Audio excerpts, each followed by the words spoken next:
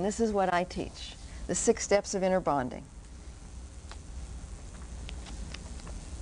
So I'm going to go through these 6 steps and try to give you a little example of what it looks like to be in these steps.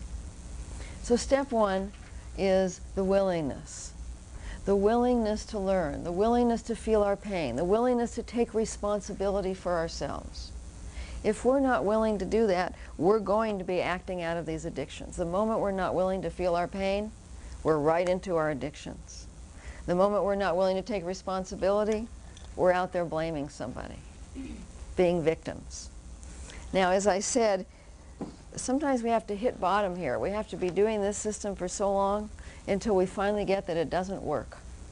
And we say, you know what? I'm doing something wrong here. This just isn't working. We hit bottom, and then we're willing. That's when willingness occurs. Nobody can make us be willing. Nobody has any power over our willingness. It's something we are in charge of. It's part of our free will. I'm either willing to take responsibility and feel my pain, or I'm unwilling. And it's my choice. But without willingness, we can't go farther. And so before going into the dialogue processes, we have to know we're willing, that we're willing to feel our pain and take responsibility. So step 2 then, once we're willing, is a conscious decision to move into the intention to learn. We open our hearts, we do prayer, meditation, whatever we need to do to open. We invite Spirit in. And we make sure that we are coming from a place of compassion. Compassion for ourselves if we're exploring with ourselves, compassion with another, and ourselves if we're exploring with another. But compassion comes from the belief that I have very good reasons, that we have very good reasons for our feelings and behavior, that we're not bad, we're not wrong. We cannot be in compassion and judgment at the same time.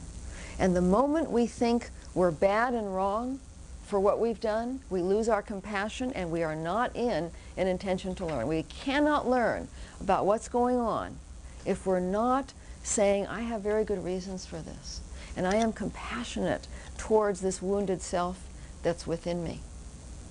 And I really want to learn about the beliefs that are there, and the fears, and where they came from in the past. So that's step 2, moving into an intention to learn. And tomorrow we're going to be going through these steps. You're going to have an experience of each one of these steps. And step 3 is we dialogue, out loud or in writing, between the loving adult and normally the wounded child, sometimes the core self, if we're in a good place and we just want to know how to express or have fun or play. But lots of times we're dialoguing with the wounded self. We're dialoguing with this frightened child who's hurting, who's angry, who's upset. But we've connected with Spirit, and so we have a new part of us here. We have God helping us in this exploration to learn about these feelings. And it's a very deep process, step 3.